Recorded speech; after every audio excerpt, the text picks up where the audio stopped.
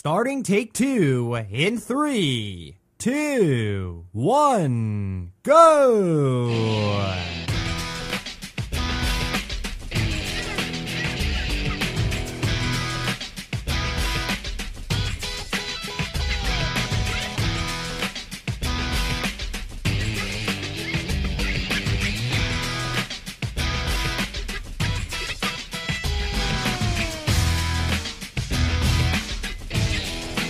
Well, hey there, everybody. How are you? Welcome to Take Two right here on the Voices on the Net Network. Yet another episode of the program. Ronnie and I are back. Yet another show. Glad to be here. Hey, Ronnie, how are you? I'm doing much better now. Yeah? I'm back on the air. I hear you. Hectic times. I'll talk about that, of course. And we'll, of course, find out what your problem is over there. But before we get into all of that, of course, you're going to make it official. It is a very special episode, if I recall. If the last episode was 279, that would mean this episode is, mini milestone. So we are going to, of course, solidify that fact in just a moment. But before we do that, before we have you do that, if all of you tuned in right now would be so kind, tuned in right now, would tune in right now. If you would be so kind, please visit www.theonthenet.com. That is right, the Voices on the Net Network's website, where you, the great listeners, will be able to find more information regarding the Voices on the Net Network. Yeah, that is right. All you need to do is go up to the top of the website, where you will see the About link. Yep, right at the top of the website. You'll see it. You click it. It will take you to a web page that will provide you everything you need to know pertaining to the Voices on the Net Network. Yeah, you can get everything you need to know. If you're a new listener, that webpage is great for you. It really is, because, rather than Ronnie and or I explaining the network to you, that page will give you everything. I just updated it, too, so if you check it out, I recommend it immensely. You could also check out podcasts of any of the episodes from any of the shows, and yeah, they're all available on demand for and at your very own convenience. They're all there for you. Really are. Great features on the website, including articles. I've been posting more and more in terms of that, so quite a bit of content, all at www.theonthenet.com. Yeah, I fumbled a little bit over that. I fumbled a little bit there before. Happens every now and then, I suppose, but happens to the best of us. But oh, yeah. Yeah, it is now time to find out. Well, I think we already know what episode it is, but you're going to solidify that fact. You're going to make it official. Reach into that envelope. What episode are we at, Ronnie? Episode 280. There you go. The 28th mini milestone show. 28 mini milestones. 28 milestones. I guess it would be... Actually, no, it would be 28 milestones if you count all of the mini milestones. You also have the major milestones, which are just considered major milestones. So 28 milestones since the very first one. And... it's been pretty amazing, I'll tell you. And, we go into these spiels all the time, going back to the 10th episode, which was the very first milestone episode, up until now. We surpassed the 50th episode, the 100th episode, and as we approach the 300th episode, we surpassed, of course, the halfway point to the 500th episode on episode number 250. So, it's simply amazing, isn't it? It's amazing how we continue to surpass these episodes, isn't it? Each one is better and better. Look how many topics we've covered in 28. I mean, look at that. It's just, it's surreal. In 28, you mean 280. Number one. We've had 280 episodes, not 28, but close enough. When it comes to our mini milestones, you ever notice that some things always tend to go on a fluke? Something always happens on the mini milestones. I don't know why that is. Some kind of fluke always happens. Yeah, it's pretty rough. Yeah, but you know what? We're here. That's all that matters, right? That's right. But it is a pain in the neck having to go through outages and so forth. Yeah, Comcast, which is my internet service provider, and they're usually very good. Although there are some people out there that tend to have problems with, well, you don't only have to blame Comcast here. Every internet service provider is going to give you problems, going to give you outages every now and then. That's going to have outages because, well, that's just the way it is. There are going to be times where they're going to conduct maintenance. You're going to have if somebody hits a pole and they knock your area out. Now I'm running a business connection and my connection was out.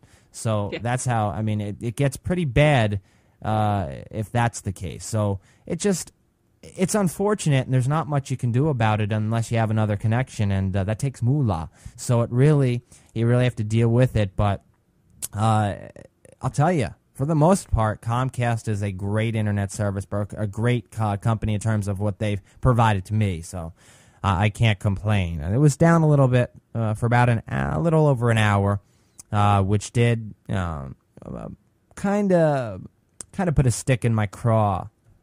When it came to us just starting the show. We were literally about to start the episode, and then that happened. But we're back. See, here you get past wind, and you lose connection.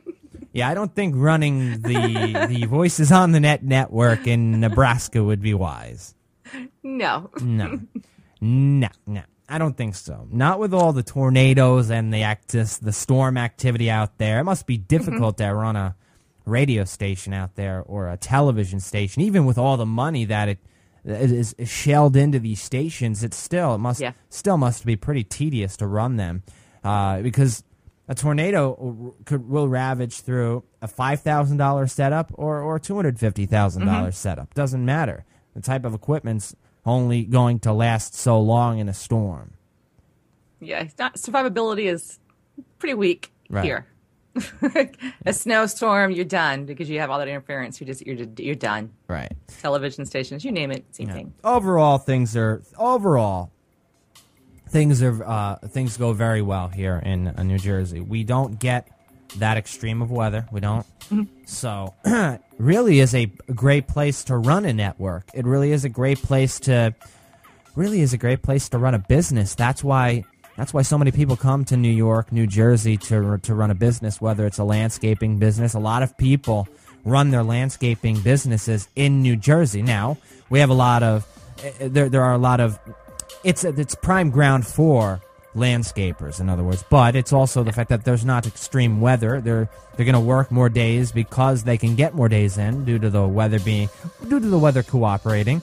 And it's not only that, those that work indoors too, like I stated, networks, radio stations, television studios, they're going to fare very well in New Jersey, in this area, the tri-state area.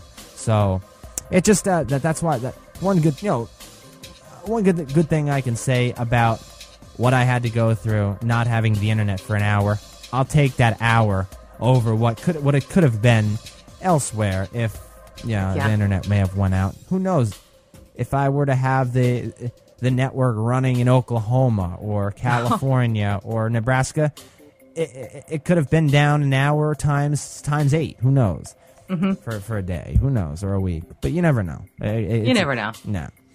But the good thing is we're here. It is the 28th Mini Milestone Show, 280, episode number 280 of the program. Glad to have you all here. We do have a great episode. We really do plan for all of you, so you want to stay tuned to this show. But yeah, Ronnie, we usually talk about Facebook, not MySpace. MySpace we thought kind of fell off the face of this planet, seeing that they've declined in their user base has literally decreased to nothing. MySpace. We knew that was going to happen, though, with Facebook, and clearly the owners and the board didn't have much faith in MySpace either, because MySpace has been sold a couple of times. Or I know it's been sold once.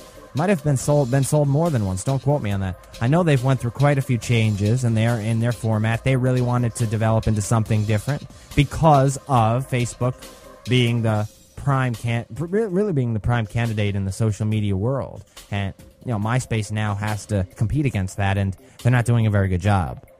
No.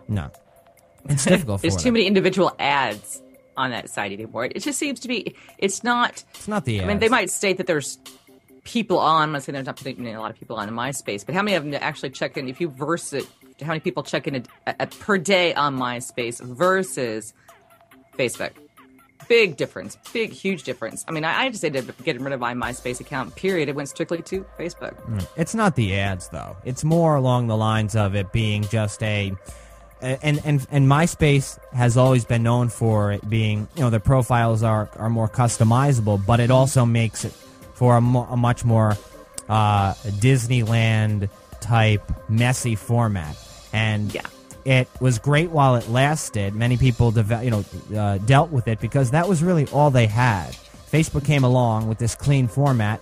They knew they had to target MySpace in some way. They figured, look at this Disneyland format that MySpace has. Let us develop something that is not Disneyland. In other words, let's design something that's very basic, nothing extra.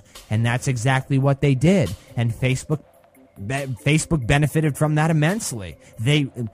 As they are approaching their 700 million user, MySpace continues to dip and dip and dip by the millions.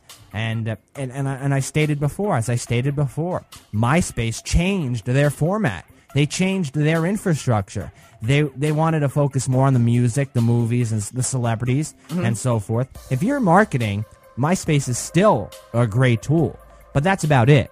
If most of the people that were there, that hung out there to meet people, to friend people, moved over to Facebook.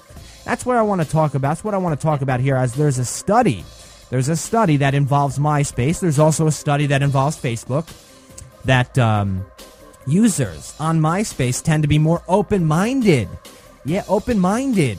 In other words, they're willing to accept the opposing opinion from those that they friend, or just in general. Remember, there is a lot of celebs, a lot of movies, movie pages, music pages on MySpace.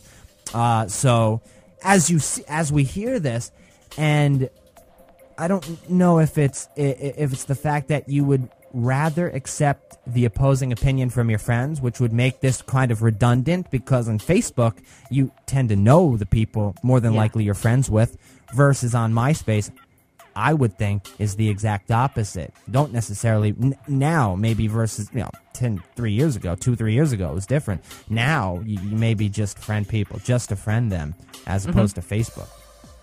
Well, Facebook is more open. You can, the friends that you have on your Facebook account, you see what's going on with them, whether there's through their postings or what their likes, their dislikes. Right. It's more open than what MySpace was.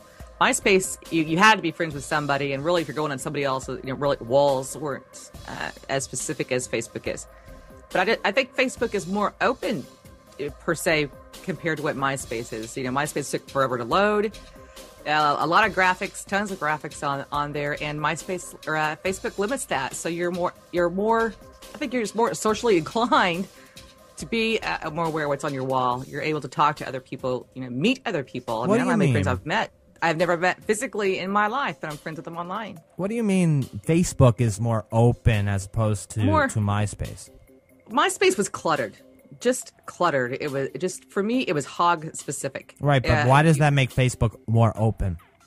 More open. Well, Facebook just seems to be more open. It's less hoggy.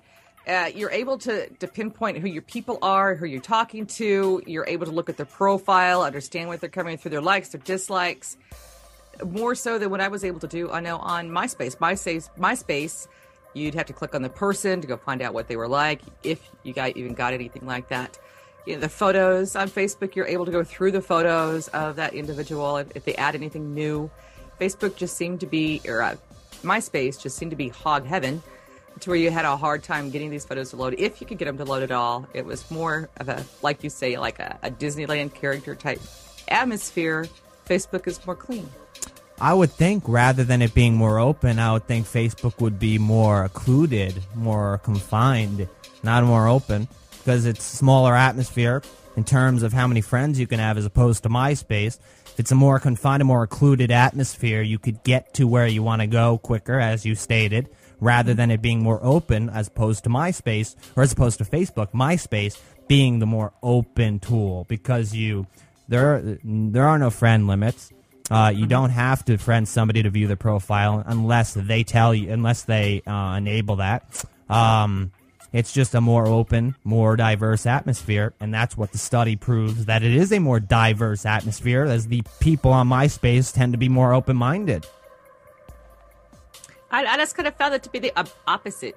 in my, that's just my little world, because they don't give us really numbers. What are they talking about numbers here? And they do this research. That kind of disappoints me. They'll say, okay, so-and-so did a research project, and this is how we came to our conclusion. These are the numbers that stated this. This is the numbers that stated that. This Stated is the what? kind of criteria we used, but they don't release it. Stated what? The criteria used for their studies to come about this. Who did they ask? What questions did they ask? What type of format did they ask based on Facebook versus MySpace? MySpace and Facebook has always been on this. You consider it as a boxing match. I'll raise you one, I'll raise you two. For the past at least 3 years that I've been able to be even starting my social media concept here, it just seems to me that with some of these studies that come out, they'll give us numbers. They'll say, this is what the study suggests. Mm-hmm. But they don't tell us, okay, how did you come to that conclusion? What were the numbers? What were the questions that were asked? What type of format did you use? None of that's ever given it to us. All they state is, okay, the study suggests, and we're supposed to buy it at that. I would like to have a little bit more information before they just come, well, this is what the study states. Because with me, with Facebook, I know others that before I gave Facebook up, people were leaving right and left and going right to Facebook because of the atmosphere that it was on Facebook or on MySpace it was cluttered. People just didn't do anything with it. I've had friends of me that say, well, I'm going to Facebook. I really didn't know what Facebook was. I'm so ashamed. And after I went to Facebook, I was more inclined to be on there. I was able to talk to the same people that I was on MySpace and more open to what I was able to get to versus what MySpace was. And so that was my experience, what I based it on. As far as the study is concerned, I'm not sure what variables they used. Well, it was based on, these studies were conducted by the Pew Research Center in Washington, D.C. I can give you some of the numbers right here. We've got just some findings from Pew's study pertaining to social networks. We found out, or these studies found out, that MySpace users tend to be more open-minded, where Facebook users tend to be more politically engaged. They also found that Facebook users tend to be more friendly. They tend to have more connections with their friends. That final one right there, I follow it quite easily because of, I don't know where Ronnie's going with the more open. I'm still trying to figure it out, but I can figure out that final one because it's a more confined space. You only can have up to 5,000 friends, and a majority of the users aren't even going to come close to that number. They're not even going to come close to a quarter of that number right there. So that only limits the confinement of that of your profile and your Facebook network and so forth, the amount of people that you friended, the amount of people you talk to, the amount of people's status updates you like and so forth, rather than having this massive 50,000 friend base, which wasn't out of the ordinary on MySpace. You would see people with 100,000 friends, 200,000 friends, and so forth. That would be a more open field, bigger stadium, rather than the smaller amphitheater or arena setting that Facebook has right here. That the Pew study did focus on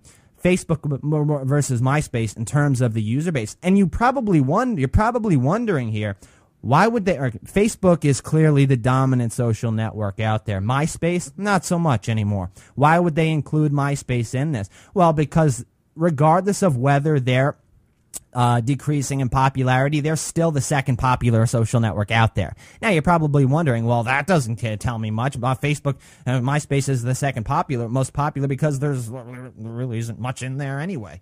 True. But you got to understand that it's still second regardless of whether there's only two or not. So they have to include it. That's the secondary. They have to compare it to something. So they compared it to MySpace, which is the competitor to Facebook, and vice versa. So they found out that in this Pew study that Facebook users are friendlier, more politically engaged, and the connections they have with their friends, they tend to be a lot closer, which is clear to me because of the confinement. Now, let's see if we could find right here in this article that talks about MySpace. I want to go into this before moving into the associations here. Talks about how really MySpace really declined in popularity and what occurred with the company. We know that MySpace is owned by a parent company, News Corp. We do know that, which also owns Fox News. Mm-hmm. And the demographic for Fox typically kind of leans right, conservative, and so forth. And one could think, basing it off of that, I don't want to get totally political here, but one could say that those that have a conservative view may be a bit more open-minded and so forth versus their liberal counterparts. Now, people will say, well, conservative, what are you talking about, JJ? I thought if you're conservative, you wouldn't be open-minded. You're tending to hold back. Well, in a political spectrum right here, but when you're talking about social media and you include the fact that MySpace is more of an open forum, more of an open area, it gives you that gives me that inclination that they would be more open-minded. And now that MySpace has shifted over to more of the maybe marketing, the music scene, you notice a lot of music profiles on MySpace. You notice how they've shifted. They're still a social media network. Don't get me wrong, they are, but they have shifted their format a bit to focus more on the music scene. And I've noticed that immensely. A lot of people, anybody that is an artist, somebody that's an independent artist, more than likely they're going to have a music MySpace page. They're going to have a Facebook page, but they're going to send users to their MySpace page. Heck, they're probably going to have a website, but they could use that MySpace page as their website because it gives them the tools. MySpace gives them the tools to play their music files. They can allow the people to download them, allow them to send, to keep, post comments and so forth. Gives them an easier way to allow their fans to do that. So that's where I get this. And you also have to understand that simply owned by News Corp doesn't necessarily mean that MySpace is going to be a conservative atmosphere. You're not going to have a conservative atmosphere. Not going to say there's no liberals or independents on MySpace. Right. Simply focuses on the fact that I look at it and I go back to Ronnie saying it was more maybe she's getting the opposite feeling from this. Maybe this would just push her the other way a bit, whereas it would be a more open stadium-like atmosphere because of the fact that you don't have to friend request somebody to necessarily view their profile. You can get more information. You can gain more information about the person you're reading about on their profile, which allows you to communicate with them better. Whereas on Facebook, you'd have to friend them, and then you'd have to wait for them to accept you, and then you start looking up their information on their profile. Then you talk to them. But more than likely, you already know the people on Facebook anyway. So that's kind of redundant in itself. Personally, I was surprised that Fox News was even associated with MySpace. I had no idea until I read the article that they associated in that type of social networking. Well, they own because it. They mainly, you can see them. Right now, they have their own app. They utilize Facebook, but yet they own MySpace. Oh, they're a big company. I mean, big company. But I was also shocked that Entrepreneur. was that only 7% of the users on MySpace actually check in every day versus how many Facebook users. It has changed All the time. quite a bit. It has changed quite a bit. MySpace has decreased in popularity so much. It is, it's amazing really how far it has dipped down. It really is. And you wonder if MySpace can dip that far down, well, then Facebook realistically can, unless they learn from MySpace's mistakes. Now, you're wondering, well, what did MySpace do wrong? What mistakes did they make? Well, Facebook created a social network that was cleaner. They started small. They worked their way up. MySpace seemingly just happened. It was crazy how it happened, if you remember. It was big when you joined. So it was an interesting concept, and social media really is an interesting concept if you think about it. But it's just Facebook did what they had to do, started small, and in many cases, slowing down, starting small is the better factor here. But just wanted to go into this briefly regarding these studies. The Pew study that shows MySpace users, or the Pew study that shows Facebook users are friendlier, have more closer friends, which is no surprise to any of us. It shouldn't be. And then a study that shows MySpace users typically are more open-minded. They're more open-minded. They're more open to opposing viewpoints and so forth, and so forth. It's interesting, of course, to find that. But I figured I'd go into that. But here's a number for you to dissect. And MySpace just last month lost quite a bit of users. They dropped, I believe, last month. 35 million visitors last month. Now, if you think about it, 35 million sounds like a big number. It does. But Yeah. realistically, compared to Facebook, it's nothing. That's nothing. Not when MySpace used to average a day, tens of millions of visitors. And last month, 35 million. So that goes to show you just how much of a change, how big of a change MySpace has gone through. So they're in the news once again, or they're in the news. Surprisingly, Facebook is in the news once again, and it's going to be that way for some time. All right, got to move into the associations on this 280th episode of Take Two, the 28th mini milestone show, and great to be here. Great to have all of you tuned in, and we've got the association just to head into right now. Ronnie, do you want to start us off with one over there? Do you have? I know you have a few of them over there for us. Well, April of 2011 was the deadliest tornado outbreak in the past 40 years. 6 states were affected by this, mainly in Alabama, where they lost 280 people. That's a shame. And this is in April, too, which is This was in April. early. This is earlier for tornado season. Mm-hmm. April. Yeah, usually June, July, August, right? Or is it July, August, September? Usually it starts in May. Oh, really? But this year it started in April, or towards the end of March, Okay. and then went into April pretty headstrong on that. But the majority of these tornadoes, get this, were over 1.5 miles wide. Wow.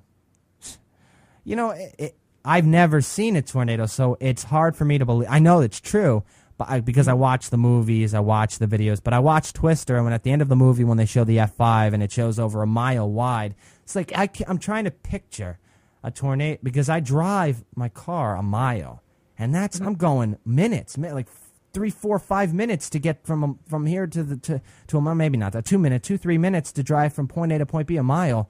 And that's as big as a tornado, so it's covering all of that. I can't picture that, but that's why they're so damaging. That's why they're so devastating. It's crazy. What was even more interesting is that they were able to see the damage and the actions of these tornadoes from the satellite. Wow. So you were able to see it from above, that kind of damage, that kind of strength from our own satellites. It's crazy. I've got an association for you right here in Chicago. Chicago is actually going, and we're leading the revolution here for so many people that are probably wondering, when are we going to switch over to electric vehicles? Well, we already have in some cases. There are vehicles out there that are electric. Not many, but it's a start. Well, Chicago wants to be one of the leaders in terms of we have gas stations. These are electric charging stations. It was coming eventually. Mm-hmm. It's so funny to hear that. We're used to saying a gas station.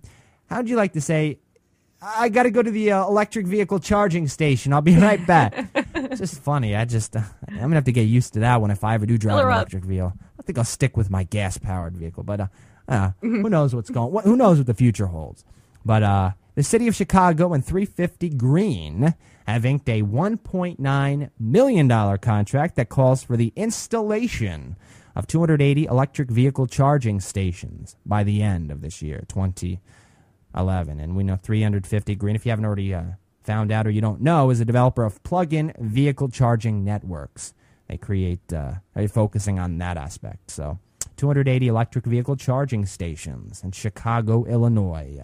Cool. I saw my first double-decker bus in Las Vegas that was powered solely on electricity. Solely by electricity. Wow. And see, a bus, a major, big bus, too. And they wonder, and you're going to wonder how they're going to tax the heck out of this. They've already found out, clearly, how to tax gasoline. How they're going to tax electric vehicle if it's going to be easier to distribute versus gas, which clearly is difficult to distribute, which baffles me, and I'm sure baffles you, but it does. But sure, they'll find a way to tax it somehow. Oh, I'm sure. Somehow. They will figure it out. Absolutely. Carry our own generators. Yeah. All right, how about a funny law over there? You got a funny law for us, Ronnie? I know you do. In Alabama, speaking of Alabama, it is illegal to have cell phones and home phones, as a matter of fact, and to have any number on speed dial. So you can't use speed dial. You have to dial your phone. You have to dial a number out. Now get this. This law was actually submitted in 1934. There were no cell phones. There was no such thing as a speed dial, numbers pre-programmed. How did they come up with this idea? So there's the catch. There's the catch. There was no cell phone. You know what that means, Ronnie, right? It's the catch that proves it's a BS law. Yeah. So yes, back then, 1934, you were not allowed to have, they got caught. In the first place. They got caught in their own bull, SHIT. All right, let's head into your stamp of reparation, Ronnie. I know you've got a great one for us over there, and we always look forward to what Ronnie has to say. We really do. Actually, you know what? Before we get into Ronnie's stamp of reparation, I know what I have to do. Almost forgot right here. It's time to thank our sponsor. That is right. This portion of the 28th mini milestone, the 280th episode of Take Two, is brought to you by Audible.com, and we thank Audible for their generous support of the Take Two program, as well as the Voices on the Net network. Now listen up, ladies and gents, because Ronnie and I have a great deal for you. You're going to want to stay tuned here. Audible is home to over 85,000 audiobooks. 85,000 and counting. Hey, brilliant service. Really the premier service on the web, Audible. And you'll be glad you're going to check this out, because the deal we're about to offer you requires absolutely no money from you. You don't have to spend a single cent. You don't. You get a 14-day free trial, and along with that free trial, you get a free audiobook. Yeah. What's wrong with that?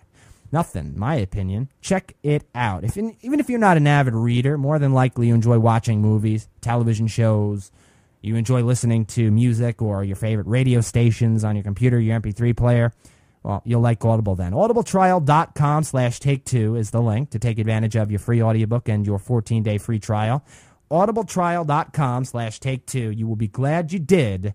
As always, we thank Audible for their support of Take Two, as well as the Voices on the Net network. Once again, the link is audibletrial.com/take2. Alrighty, Ronnie. It's now time to see what you have to say. Hear what you have to say, for that matter. You got the mic.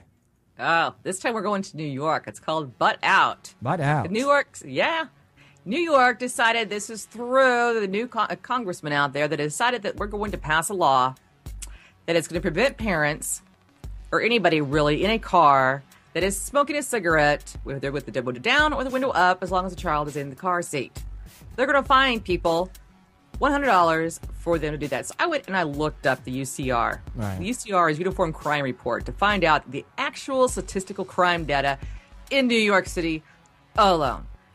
Do you realize that they have actually lost 27,000 police officers in the past 2 years due to budget constraints? Presently, New York City alone only has 172 officers per shift on at any given time. When we know how large New York City is, how spread out New York City is. Right. Crime, violent crime no less, has increased 17% in the past 6 months. They have lost this many police officers. Now, as far as traffic control, it's even less than that. So they are going to take their budget that they cannot keep to themselves, apparently, and now they want the police office to enforce yet another new law on smoking.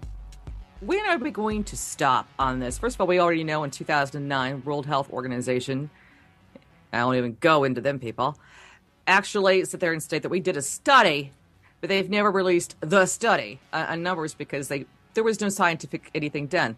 This congressman seems to think that, this is in Nassau County, that more people die or secondhand smoke in a car than they do in someone's home. When technically, if you think about it, what else are you exposed to that's coming out of that car? How about the car in front of you? How about that semi that's coming right up beside you? There's a lot of things that we are exposed to. Now, am I for someone smoking in the car with a child in it? No. But I'm also not for police not enforcing the laws as far as violent crime when you have resident in that specific amount of time and lost that many police officers. They are not going to have time to play with these types of laws that are being thrown out there. Legislators need to wake up, grow up, or maybe smart up. I don't know. But something needs to be done because, lobbyists need to knock it off in the first place because these private organizations are driving me absolutely crazy. They also have a new thing called the electronic cigarette. It actually does not emit smoke. It actually emits vapor, just water vapor. But for the smoker, it doesn't even give them what the harmful effects, I guess, is coming out of a real cigarette. However, guess what? What? New York now wants to ban that too. Is this really anything to do with someone breaking a law, or is it more like legislating wanted to find out a new way to implement cost to pay for the budget downfalls that they have? Are they going to be picking on parents? Is this a direction to that? Because, we already know they've already attacked the food police. We have a food police out there now that is attacking us, what you're eating at McDonald's, what you're going to be eating at Burger King, and what you're going to be eating at the school when your child goes back to school. Is this going too far? I think it's going way too far. Crime is up. Not nationwide, but in certain jurisdictions. And New York City is one of them. I think they need to knock it off. Stop enforcing these types of bans, placing this kind of crap out there. The police cannot be everywhere at every time. They're going to look by and see that person must be over a certain age. They can't be in that car with that person when they're smoking a cigarette. But yet they're passing laws for people to use marijuana, but there's no restrictions on that. Only on the tobacco cigarette. If the World Health Organization really thought it was a danger, wouldn't be out there on the market, I don't think, because they would take aspirin off completely in a heartbeat. Well, if there are this. places that are legalizing marijuana, you can't drive while under the influence of marijuana. You can't. So they say. You also can't drive behind the wheel while you're drinking alcohol. People do it, but there's a law saying you cannot do it. I'm just making a point. I'm simply making your point. I'm just stating, this is going way too far. You have less than 170 police officers on the field at any given time. They don't have time to mess with this stuff. The legislators will sit behind a desk and mark up a law, fulfilling whatever lobbyist happens to be out there at the time. See, I'm not a smoker, but you have those that do smoke, and you think about how they feel about it. I know people that smoke. I have family members that smoke. I don't like being around smoke. I hate breathing in smoke. I don't like smoking. It's not for me, but there are a lot of people that do. People want to smoke. It's their right to smoke if they want to, all right? No, it's not a human right. I will define that again, but they do have the right if they would like to smoke. That's right. Fine, of course. There are companies, private businesses that do not want people smoking near or in their businesses. They have the right themselves to simply say, no, I don't want anybody smoking near here. And that's exactly what happened in New Jersey. That's the case. There are a lot of people that smoke that are not happy with those laws and so forth, but they're there. And so, you wonder, somebody wants to smoke, they should be able to smoke, and everything else you breathe in. Yeah. And while I totally agree with you, I wouldn't want to see a kid, an infant, or a couple of kids in the car breathing in all of that smoke. You would feel the parent would at least wait until they get home, or they pull the car over, or go into some a rest area or somewhere to smoke, rather than smoking with their kids. Then again, they are the parents. They're the parents of these kids. So the kids, it is unfortunate, absolutely, but again, you think about those smokers that feel, well, if I want to smoke, I should be able to smoke, and that's how they feel. All right. We do have to go to the break on this 280th episode of Take Two, right here on the Voices on the Net Network.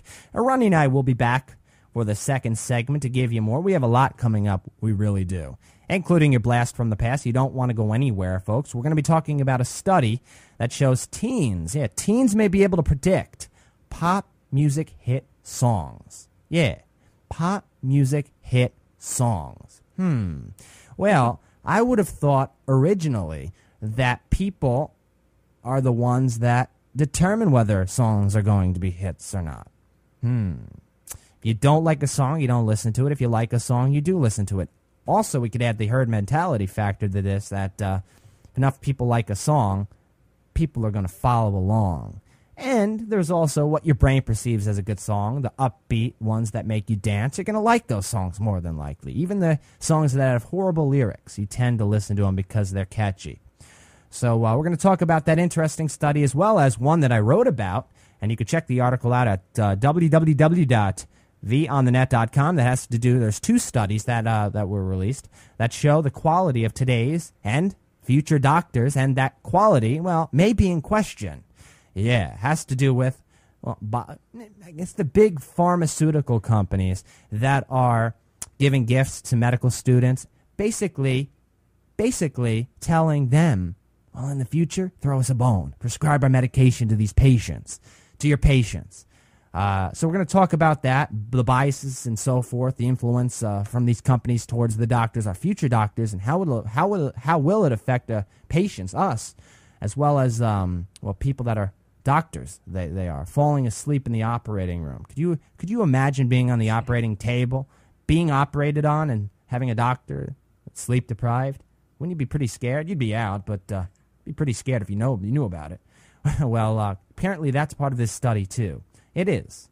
This said apparently just to kind of tease you, but I figured I'd get that out right away. I did write about it. If you want to check it out beforehand at vonthenet.com, I'd appreciate it. But we're going to talk about it, Ronnie and I, as well as your blast from the past. So don't go anywhere. Ronnie and I return right after the break, so stay tuned.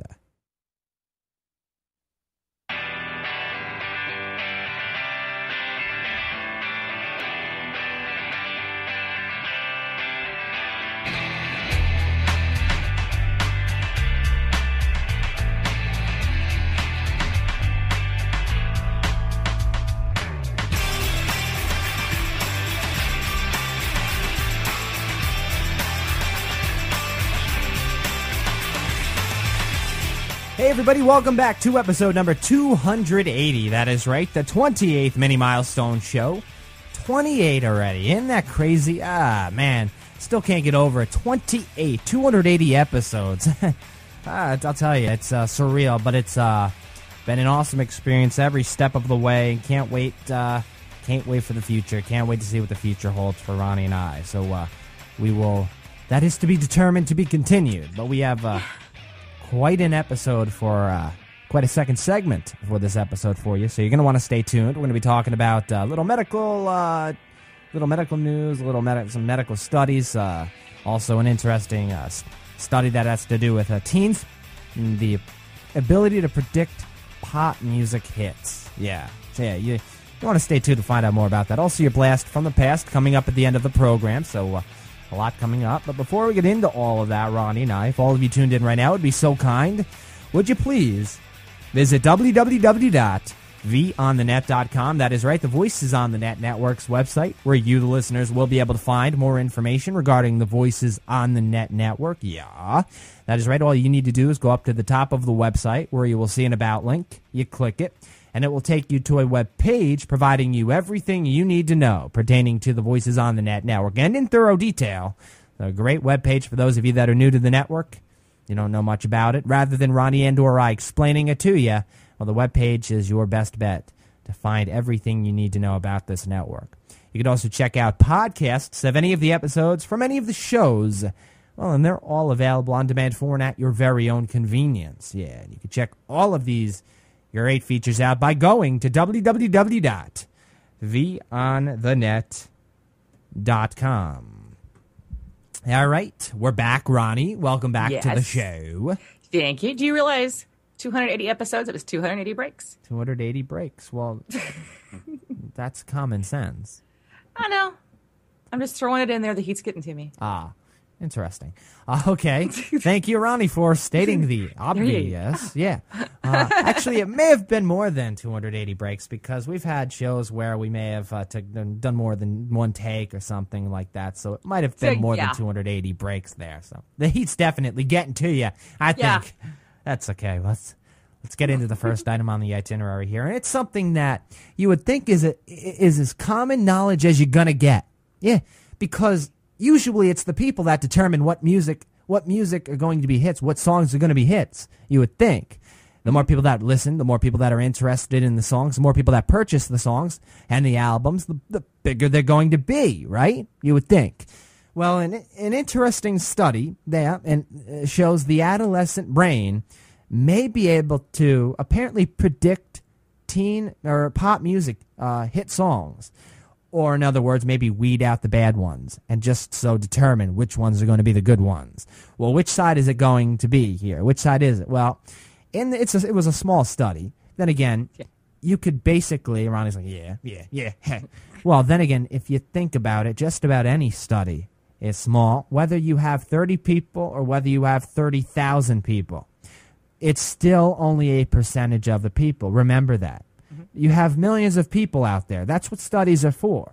Based on an odd system, percentage system. If you have 30 people or 30,000, clearly if there's 30,000 and the bigger odds are in the favor of whatever the study is focusing around, I guess the next 30, the better chances are that the next 30 may maybe fall in that same favor because you have more room of, the more room for error and so forth. It can fall in the favor of whatever the study is focusing on. With 30 people, this one has 27 adolescents, 27 people.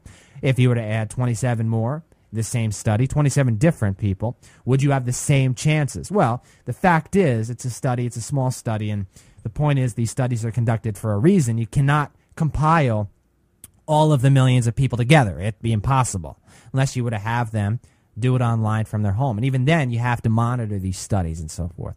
So in a small study, scientists recruited 27 adolescents aged 12 to 17, and they asked each kid to listen to 60 15-second clips of songs from really unknown people, unknown artists. We're not talking at the time unknown. Actually, one of them I know of, but at the time they were unknown. So really, they had no biases on their side in terms of, well, if it were Lady Gaga, they would have picked Lady Gaga over any of the unknowns. What they found, though, and the musical categories, let me add this to it, too. The musical categories ranged from country music, rock and indie, to hip-hop, blues, and metal, which a decent range right there shows you some of the different, it could be rock, pop, country, pop, hip-hop, you know what I mean? It just ranges and so forth. Researchers recorded the teens' reactions to each song using MRIs. What do you think of that? And they also asked the participants to rate how much they liked the music on a scale of 1 to 5 stars. Now, by using these unknown musicians and vocals from people that they don't know, that these people don't know who the musicians were. These 12 to 17-year-olds had no idea. So how did they know whatever songs they picked or song they picked was going to be a hit? Well, was it really due to their likability, Ronnie, or was it due to the fact that maybe they picked the ones they didn't like because their brains interpreted, their reward centers may be lit up, as states in this article. I'm just basing a point here. Their reward center, their brain basically categorized the bad ones from the good ones. Could have been that, too. Could have been that, too. Plus, you have those that follow other people. You know, you hear something that maybe, granted, these are supposed to be new songs and never heard before, but even the study of 27 people, look how many types of music that we have out there. So you're really not getting a big enough group of people to determine whether or not you like these songs. Right. Like, I don't like to listen to songs that I have to play backwards on a record player. Oh my gosh, record back to figure out what it says. I'm not going to like that kind of music. Ronnie's living back 30, 40 years back. She's living 50 years back. I actually have one. I didn't back. realize what it was until I was told what it was.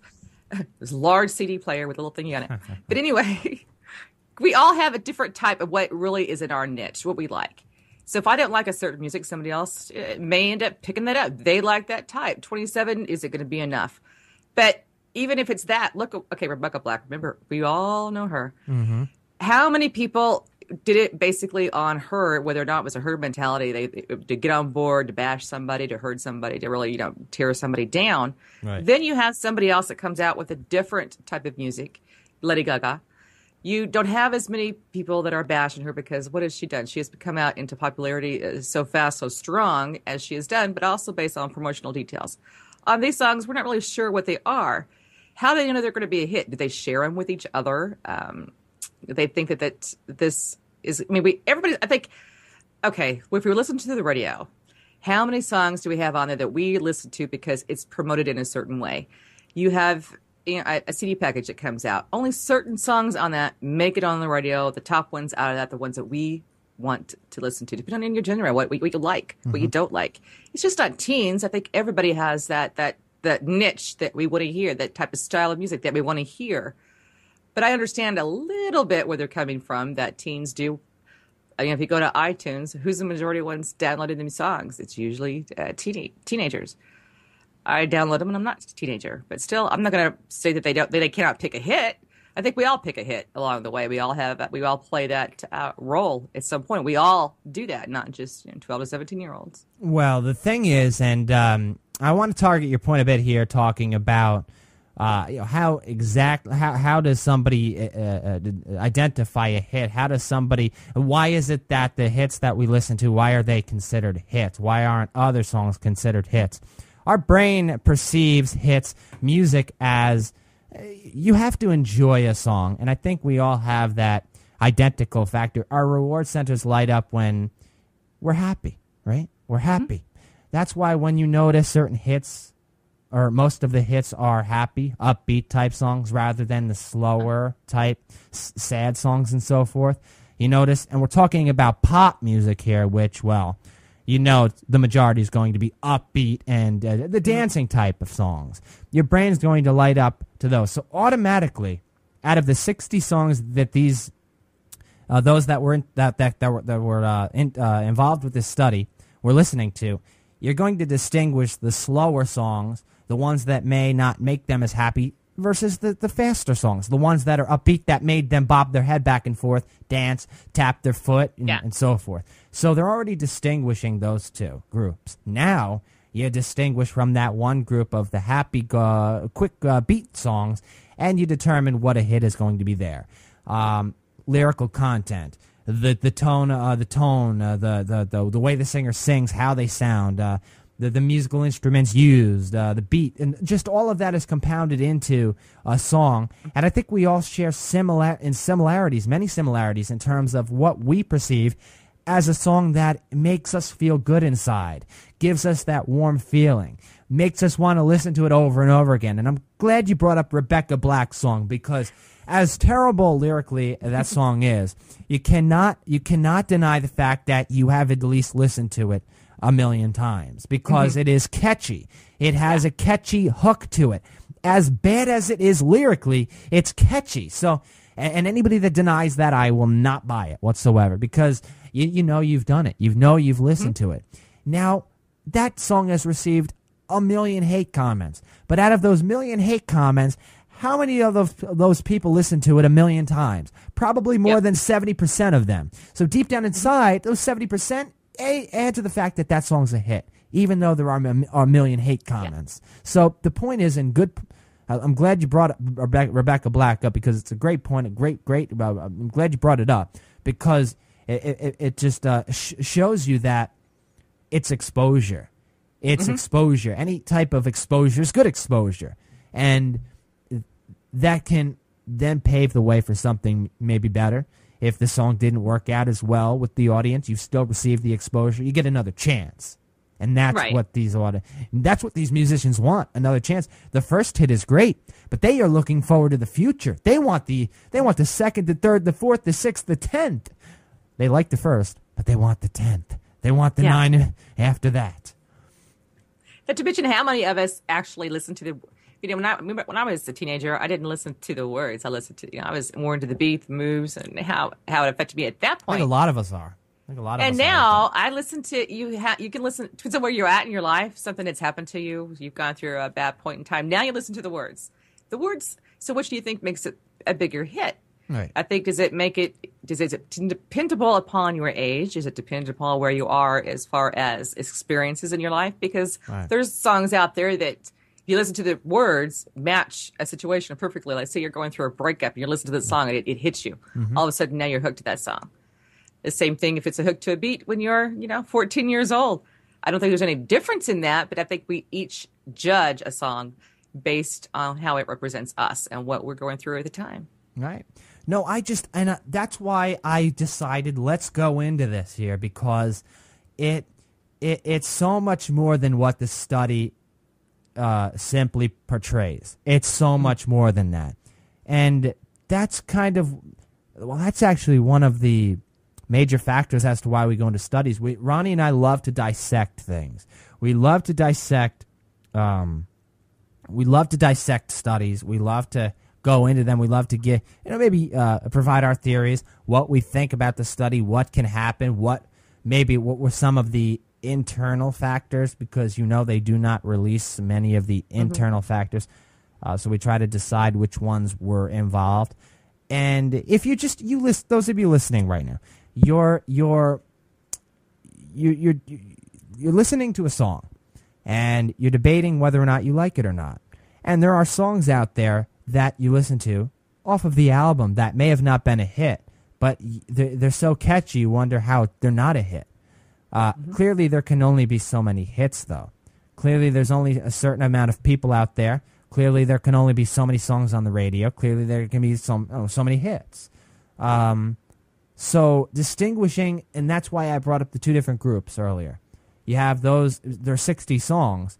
Clearly there are probably going to be more than one hit within those 60 songs. Right. Yet they're going to distinguish the one that may have sold the most, which would be the hit. What about the second best, the third best? What distinguishes a hit? Well, in this study, the lead author focused on, well, if it sold over 500,000 or more copies, it's considered a hit.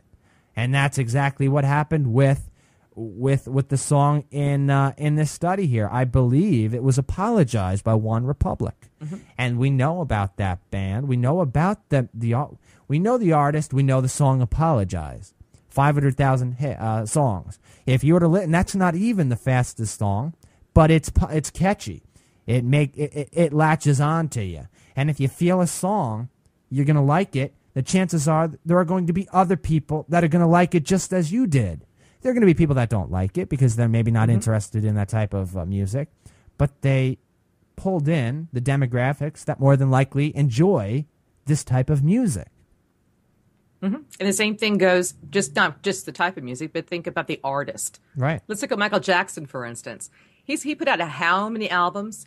Not every song was a hit, but they bought it because it was the artist that made that. I mean, his biggest one, Thriller. Did he ever surpass that? He tried to surpass it. But we were all stuck on the Thriller. How do you surpass that? How do you surpass a song like Thriller? Yeah. It's hard. We were hooked on him. His music came along with it. Artists hope they're in that same position that Michael Jackson was in after creating Thriller. Yeah. When an artist creates their first song and it's as huge a hit as Thriller, if it ever gets that big, their future is set, baby. Yep. Oh my goodness. It's when the first song does so cruddy where you're in trouble. Because now, do these music companies, now you could be independent a lot easier now, thanks to the net. You can do it all on your own. But if you have the help, it clearly would make it a bit easier. They're supporting you financially and so forth, marketing for you. So if you now do a bad job, unfortunately, your song doesn't sell, what does the future hold for you versus somebody that did do well with their first song? Clearly, you're going to have to climb quite a steep hill. And that's why that's why the fine line is drawn between what's a hit and what's not a hit. And that's why so many musicians fall by the wayside, because they may have had the chance, or they may have not had the chance, but they failed to provide. And it's the people that decide what are going to be the hits. It's us. We're the ones that decide it. What do we perceive to be a hit? And that is those are the lifelong ingredients that any musician would love to have. How do we determine what a hit is and what isn't a hit? You figure. What are musicians going to use teenagers hooked up to brain scanners to determine what is going to be a hit or not? Probably not, because there's no guarantee that necessarily this worked. It wasn't as predictable as you think. Perhaps what happened, and in this study it states that they were able to take away the crappy songs, or the ones that they didn't like, and whatever was left over happened to be the ones that happened to be the hits. And that's exactly what happened here with Apologize. Happened to be a hit. And they based it off of that. So there are quite a few anomalies. But again, nothing is going to be right dead on. However, it's a start. It is a start. All right. We do have to move on to the next item on the itinerary. This next one I can't wait to get into. I actually wrote an article. Spend some time writing this article. And that's, I've been focusing more on that, writing articles, posting them on the Voices on the Net Network's website. I want to add more content for you. So if you want to check that article out, please do so. I'd appreciate it. www.vonthenet.com, www.vonthenet.com to check the article out. It has to do with the medical industry. And if I go there right now, you see the title, How Safe Are You Around Your Doctor? How safe are you around your doctor, if you think about it? Is your doctor really providing you the proper prescriptions you should be receiving? Is your doctor sleep deprived when you're on the operating table? Are your doctors biased? Are they influenced by the big pharma companies? Well, I can tell you there's 2 studies that go into this quite well, and it made me write about it. So if you can't wait for Ronnie and I to talk about it, check the article out at vonthenet.com and let me know what you think. Yeah, excellent article, by the way. Very informative. Thank you. I appreciate that. But before we get into this next item, it's going to be a great discussion. Well, hopefully a great discussion, a great item, a great topic. If all of you would please support our sponsor. That is right. This portion of the 280th episode of Take Two is brought to you by none other than Audible.com. And we thank Audible for their generous support of the Take Two program as well as the Voices on the Net network. And now listen up, because Ronnie and I have one heck of a deal for all of you. And the thing is, you don't have to waste a dime here, so it's not as you're risking anything. So it's really, a win-win situation for you. We're going to offer you one free audiobook and a 14-day free trial to browse over 85,000 audiobooks. Wow. Always adding new ones. Always. Every day, always adding new great audiobooks to the service, audible.com. Really the premier service on the net. Well, we're going to give you one free audiobook and a 14-day, a 2-week free trial to browse. All of those. If you want to take your time to browse, you are more than welcome to the selection of audiobooks offered at Audible. In order to take advantage of this great offer, all you need to do is go to www.audibletrial.com/take2. That is audibletrial.com/take2. You will be glad you did, because even if you're not an avid reader, the chances are you enjoy watching TV or your favorite movies, or say you enjoy listening to music or radio shows, your favorite podcasts. Well, the auditory experience, that's what Audible's all about, the audiobook's all about. audibletrial.com/take2. You would be glad you did. Do not miss out on this offer. One free audiobook and a 14-day free trial to Audible. As always, we thank Audible for their generous support of the Take Two program, as well as the Voices on the Net network. And no MRI involved. There you go. No MRI involved. All right. Now, it's time to get into this item, this topic, and I can't wait to talk about this. How safe are you around your doctor? And the thing is, I decided to write about this because it caught me. It really did. Because I've been lucky to get great doctors as a person. But finding out from this study, again, it is a study, and there were 1,900 people involved in this study. It found that there were quite a few doctors that were influenced by the big pharmaceutical companies, as well as, quite a few doctors that were sleep deprived as they were operating on their patients. And if you think about that, you don't want a doctor, a surgeon, being sleep deprived when they're about to cut open a patient, somebody, a human person, a human being. You don't want that to happen. The number has actually declined. Not quite a bit, but it's declined since 2004. 2004, 94% out of the 1,900 physicians, specialists, and surgeons stated they were sleep deprived. Mm-hmm. Whereas in 2009, 84% stated they were sleep deprived.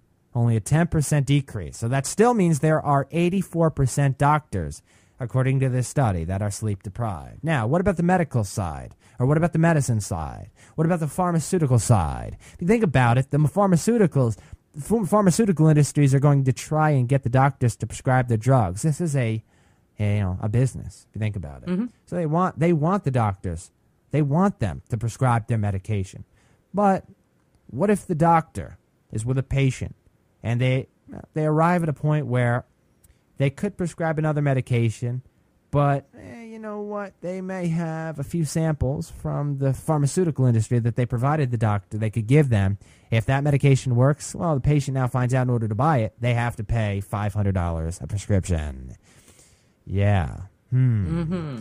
That's the bias. That's the influence from the pharmaceutical industry. And a lot of people have actually been in this position, whereas there may be another drug out there, cheaper, that will help, but they don't know about it, because the doctor hasn't told them. Where do you stand with this one? I want to hear your opening statements about this, because we've went into this briefly before. We're going to go into it more now on this 280th episode of the show. Now, pharmaceutical companies have always owned the medical industry, regardless of how you look at it. I'm a firm believer that there is a cure for cancer out there. Unfortunately, the pharmaceutical companies will not make any money if they would happen to pass this out.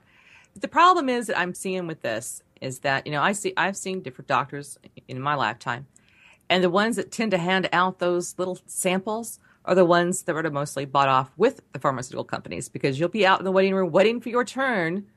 And lo and behold, here comes somebody with, it obviously is a pharmaceutical tech, Right. carrying in the bag, and you are put off in your slot, and they go ahead of you. I've also known doctors that were bought off by the same companies, that if you gave out so many of these prescriptions, you would earn a trip, you would earn a car, you earned points, you'd earn this. It was almost like an Amway program that is, you sold so much, the company gave you so much. That needs to stop. I mean, you're buying an industry that should not be bought. You're playing with people's health, because a drug comes on the market. It's not necessarily new and informed. It's different because the patent ran out, and now you have the generic ones out there. The generic ones are not making money for the company anymore. It's better for us, the people, but it's not good for the pharmaceutical company, nor for the medical industry when the point system is lost. That needs to go. As far as sleep deprivation, that was tried to be tackled, I know, at least 10 years ago, because hospitals pushed doctors to the max, to the extreme, because they are income deprived. As many patients as you can get under the knife, as many patients as, income company or insurance companies have to pay these bills, private industries and so forth. Right. The more operations that are required, therefore you're going to have a lot of sleep deprived. The same with medical schools. They were doing the same thing. A lot of the students that you see in emergency rooms today are residents, and they have to put in so many hours, and some will go 48, 72 hours without sleep. And we already know that you start making mistakes after 24 hours of sleep has gone past. Can you imagine 72 hours, and you are the patient that's coming in for that? I mean, that's scary. Oh, it's unfortunate to hear what some of the stories I've read about and heard about the insurance companies controlling these doctors, insurance companies paying doctors not to treat certain people. It's crazy. I mean, you don't want to hear that that's the case. People that have HMOs, maybe. You've heard about the nasty stories around HMOs, about doctors where you go to your yearly physical and they find something wrong with you and they don't tell you. And then 10 years down the road, you find out, you have a certain disease like cancer or something, and they could have prevented it.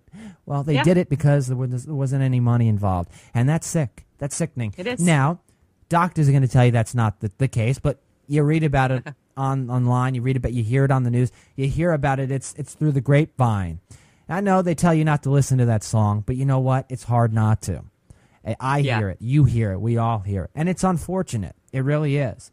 You add the insurance company into it, along with the big pharmaceutical companies, and you've got major, major bias. You've got major influence here, and that is not good for human lives. That's not good for us. Well, we have to look up to these doctors, look forward to these doctors, or we have to expect these doctors to do their job in order to treat us, to cure us when we're sick. Now, luckily, most people are going to get great care, but what about those that are biased? What about those that are sleep deprived? We know now, more than ever, doctors are worked to the brim because many people take their work home even, rather than keeping it right at the hospital. They bring their homework. They're on call all the time. They're deprived. They're tired. How can you create an infrastructure that will better suit doctors where they won't be tired, where they won't be tired while they're operating on their patients, while they're at work, really? Think about it. Yeah, it's a tough call as far as operating procedures. How many cases have we know that someone's gone in and they needed to have one leg amputated and find out they amputated the wrong one based on lack of sleep? That should be a concern of the hospitals right off the bat, face value, because these hospitals are for profit. Industry, there else wouldn't be a hospital. It's there because for profit. If you think about the medical industry, if you go back, let's go back 50 years in the medical industry. It wasn't a money-making opportunity. You went in there because you wanted to help someone. You had that mentality. This is what your goal was, and to reach that goal, you wanted to make ways to make people well, to live as far advanced as they possibly could. Nowadays, we have surpassed that. Now it's more of a money-grabbing industry. People join the medical industry, not all of them. Not all of them, but if you start looking through it, based on how much money one can make. I mean, look how much money it costs them to go through medical school. Right. They have to pay that back. How much money they have to pay for malpractice insurance, and that's the number one biggie thing that causes your your insurance rates to come up, but along why they charge so much when you're in the hospital versus when you can go to your local Walgreens and buy an aspirin for a whole bottle of them, 100 of them, for less than $2, Right. and it's going to cost you $100 for that one aspirin if you were in the hospital. It's a money-making opportunity versus what it started out as being. Oh, When you come across those one doctors that you are attached to, those are the ones that you want to keep. They're not forcing these drugs down you. They're trying to limit what they're giving you. They actually treat you like a human being instead of a herd, in and out, in and out, in and out of that. And the pharmacy industry just seems to take over. They are their own entity anymore. They're interfering with our care that we receive. They're the ones that I think are the bottom line that are pushing our care to where we've got it to this day. Absolutely, it is scary. Here's some of the numbers that I want to go into some of the numbers where it involves doctors accepting gifts and so forth from the pharmaceutical companies, where we talk about some of the findings. In 2009, a total of 18% of doctors accepted drug company money for attending medical meetings and ongoing training, where that in 2004 that number decreased from 35%. So in 2004 it was at 35%. 2009 it was at 18%. In 2004, the number of doctors that allowed drug companies to pay for their food and drinks, 83%, dropped to 71%. 2009, still a pretty high number there. In 2004, the amount of doctors that accepted free drug samples, and this one can be the key one here, if you think about it. 2004, 78%, dropped to 64% in 2009. And then, of course, all in all, 84% of doctors, specialists, and surgeons who were surveyed in 2009 accepted some type of gift or compensation from drug and device manufacturers. And in 2004, we know that number stood at 94% in 2004. And it just goes to show you that there are a lot of doctors out there that may be influenced by certain companies. And it puts our lives on the line in many cases, because we see, as patients, we do our homework a lot more now because we have access to that information. You go back 10, 15 years ago, people did not have access to that information. So now, do you think doctors are going to change their ways and that's why the number has decreased a bit, because of the information age, because people can look up information online? I mean, they can look up what the drugs are, what's in a drug, what the different drugs that can treat similar conditions are. I mean, it's all online. Yeah, because the medical industry, as far as your insurance industries, they're more competitive to Right. keep you on board. They're also under a heavy budget. They don't want to pay for these high-priced $500 to $700 drugs when there are still Right. drugs that are on the market that do the same thing for less money and usually follow underneath the generic category. However, the drug companies that are out there are also wanting to make money, and that way to do that is to go after the head honcho, and that's your doctor. They're the target, and you ultimately at some point in time become the victim, whether it's coming out of your pocket one way or another when we find out that there was a drug out there. Even pharmaceutical companies to this day Right. are taking those cheap, that actually do the same thing, the generic drugs off the market. They're really pulling them off the market to put these newer drugs, trying to say that they're far better, they're more advanced. All I changed was the number that was engraved in the tablet.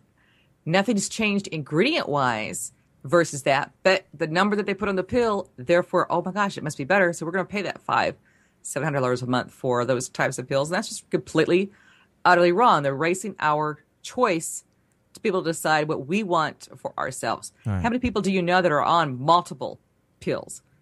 The different pills on their own have their own side effects. You start combining this stuff together, we don't know what they're going to do because there's no studies that we know of Right. that have ever been done combining these many different types of drugs. So we have become a good, feel-good society because of drugs. These pharmaceutical companies, almost like they are a drug pusher, if you want to think about it. Well, that's the other side of it, that those that argue, well, the medical industry, a legalized form of a drug dealer. But I mean, however you want to look at it, it's just it's high enough. It's high. I mean, if you were to think of those doctors that are influenced by the big pharmaceutical companies, 84% is a high number. It's high. It's a high number. So it's like you don't want your doctor to be biased or influenced by the pharmaceutical company. You want them to base it off of whatever your condition. It's all about your condition. It's how What symptoms do you have?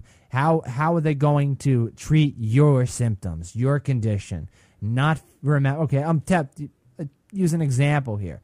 The doctor and you are in the room, the room, and you're telling your doctor about your symptoms. He's diagnosing you and so forth. Whereas, get to the point where he's going to prescribe you medication.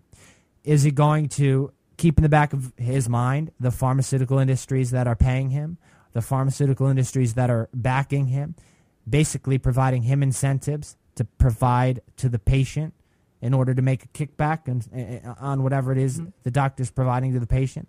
Is he going to think of that before whatever the patient's saying to telling the doctor? And that's what you have to wonder. And that's what's scary, because you should put the patient first. You'd hope your doctor does that, but finding out that 84% of doctors receive some type of gift or some type of compensation from pharmaceutical industries, clearly it means if you're going to push my drug, I'll give you a little extra. I'll send you a trip to Vegas, or I'll send you on a trip to the Bahamas, or I'll send you on a golf trip, or something like that, along the lines of that. The other side of it, before we head to your blast from the past, the Canadian Medical Association Journal, the CMAJ, published an editorial stating that workplace fatigue in doctors is a preventable problem that must be addressed. And it could be prevented. It has to revert to the infrastructure being changed. It has to. Because these doctors, and you notice these doctors may not change shifts enough. Well, doctors may work too long. Do you really want a doctor working 12 straight hours and operating, a surgeon working 12 straight hours with limited breaks, operating on a patient? Seriously? Would you want to be that patient, honestly, if that doctor or surgeon is sleep deprived? I don't think so. No, I know you wouldn't, Ronnie. No, the only one that better be asleep is me. Exactly. Nobody else. Exactly. Doctors often work long shifts. We know that. They do. They work long shifts. They work a long time. And it really tends to make them sleep deprived. And according to CMAJ editors, the problem may only be getting worse. It's a preventable problem that may be getting worse. Yet it's a preventable problem. Why is it getting worse? Because nobody's doing anything about it. The hospital administration not doing anything about it, not focusing on creating a better schedule, as a better infrastructure for these doctors to work around. Clearly, the medical students that are learning how to be doctors, those people, those doctors are the future for us. Those are our future doctors. And we find out that the number of those medical students receiving compensation and/or gifts from pharmaceutical industries, and then doctors that are tired in the operating room, or the surgeons that are tired in the operating room. It's like it makes you hope you're never gonna get sick or ever gonna need a surgical procedure. It's like, oh boy, you're scared. It really is. It's almost like you have to interview your doctor, interview them to find, okay, when was your last time you went to sleep? How many hours do you sleep? So it's almost like a role reversal here. You have to interview your doctor to make sure it's going to be okay to go underneath that. No. I monitor. Listen, whenever I'm in the office or in the room with the doctor, I always monitor to see if they're awake. You could tell if a doctor's a little moody, if a doctor's rushing because they're tired. You could usually tell. I usually monitor. And now, like I said, I've had great doctors in my lifetime. I'm lucky, but I hope I never have to come across any cruddy doctors. I mean, yeah. I have a condition right now that who knows what caused it, the pain condition where I had a surgical procedure and it went haywire. Who knows what the problem, if it was me or I don't know, or if it was the procedure I had done. But overall I've been lucky to have good doctors as of right now to treat my pain, to treat my condition and so forth, the pain that I go through every day. But it's just scary to find this out. It really is. And you can read my article at www.vonthenet.com. I highly recommend you do so. It goes in detail about these two studies, surrounding these two studies. I think you'll appreciate it. Comment on the article too, if you would. I'd appreciate it. All right. We do have to go to your blast from the past on this 280th episode of Take Two, the 28th mini milestone show. Already 280 episodes. Amazing. And we surely thank all of you that support us. We really do. But what do you say, Ronnie? We head into the past, a past discussion that you and I went into. You want to? I want to. Let's go. What do you think we're going to? What do you think we're going to be talking about in the Blast from the Past? Which discussion? It's like you can't even figure it out because there are so many of them. I know. We're going to find out right now. Find out. We will. Enjoy, everybody. Here it is, your Blast from the Past. It is imperative that we go into this here. Your favorite foods individually, whether it be peanut butter, whether it be lettuce, whether it be pasta, whether it be ketchup, whether it be the ramen noodles you enjoy, maybe good individually. But when you start mixing certain things together, it just gets plain weird. Plain weird. And you know what I'm talking about, Ronnie. Listeners, Yes. You know what I'm talking about, too. Strange food concoctions that we all have our secrets. We hide our secrets. We won't tell anybody. But when we're home alone, we'll create certain food concoctions, and then we'll sneak it in our room, and we'll eat it. But you would never tell anybody you eat these strange food concoctions because, they're just strange. We all, I think, have that associated with our lives. I know you do, Ronnie. I have quite a few. You do? Yes. Yeah. You want to give us one? As Honey Nut Cheerios. I love Honey Nut Cheerios, but I do don't I. mix it with milk. I love it with orange juice. You No love milk. Honey Nut Cheerios with orange juice. You Yeah, know, no milk, just the juice. my friend likes all of his cereal with orange juice. He doesn't. Really? He doesn't so have. I'm not the outlaw then. No, you're There's not. somebody else. Yeah, not only Honey Nut Cheerios, but everything. He'll mix Fruit Loops. He'll mix Raisin Bran with orange juice. But if you like Raisin Bran and you like orange juice, why won't you like them together? You like them both individually, so together they should taste fine, right? Well, that's the thing. That's what we perceive it to be, but it doesn't necessarily mean it's going to be the case. Because certain foods have certain flavors, and mixing flavors can give that concoction too much of a tangy taste, a bitter taste, which would turn your taste buds off because of that conclusion. Individually, they're good, but that doesn't mean they're going to be good together. However, regardless of that, people still mix foods together and eat them, and they love them. Like your Honey Nut Cheerios and orange juice. Yes. Right. What about yours? Oh, I've got one that's really crazy. Well, I don't think this is as odd as you would think because I think plenty of people do this. But what I like to do is, have you ever had stewed tomatoes? Yes. I love stewed tomatoes. I love tomatoes in general, but I love stewed tomatoes. I tend to mix stewed tomatoes with rice. I tend to mix the stewed tomatoes with rice, and I eat that regularly, although that's not as strange of a food concoction as your Honey Nut Cheerios with your orange juice. But people wonder, you're just eating stewed tomatoes and rice? That's it? No chicken added to it, no beef, no meat, nothing? You're just eating stewed tomatoes with rice? Yeah, I'll open up a can of the stewed tomatoes from the supermarket. I'll cook a couple of things of rice, and I'll mix it, and I'll eat it. I'll literally eat just those two items mixed together. I love tomatoes. I love rice, which isn't as odd as the other thing that I'm going to be bringing up, which has to do with peanut butter.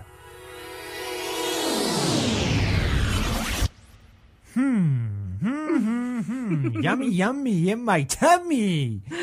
Food concoctions. And that was back in episode number 242. If you want to check out the rest, note I stopped right before peanut butter. You're probably wondering, I wanted to hear the rest of it. Well, you can if you go to beyondthenet.com. Listen to that episode, 242. Great discussion. Right at the beginning of the show, I believe that was the opening moments of the program. Another great episode of this show. There really have been so many awesome shows. I mean, I really love doing this show. You never know what you're going to expect with this show. Ronnie and I will give us everything. We'll give you. That's what I meant to say. It's late here. It really is. As we do the show, it's actually in the evening. It's been a very long day for Ronnie and I. So you're lucky you're getting the quality you're receiving right now from us. But regardless of whether there's 50 people listening, one person listening, heck, there's right now as we speak, there are 4 people tuned in right now. Four. That's it. Now, more of our downloads and so forth come through the website. More people listen to the site on demand, or the shows on demand. They go to the website, they listen right from there, or they go to iTunes and so forth. But we cater to all audiences, so regardless of whether there's 100 or 2 people listening, we're going to give you our absolute best. It's just the way it is. That's how we're brought up. That's what we're going to do for you. We love doing these shows, you know that, and can't wait for the next mini milestone. I can't. It's going to be a great one. I know it, just like they all are. And Ronnie, It is always a pleasure doing the show with you. It really is. It's so fun. Same here. I look forward to it every day. Absolutely. No, you do, and that's why I can count on you for anything, which is amazing, which is very, very rare. But glad to have you, and can't wait for the next episode. But we do have to go, sadly, right now. We'll be back for the next episode to do it all over again for all of you. Until then, you all are great. Much love to you all. Bye-bye, folks. Take care, everyone. Bye-bye.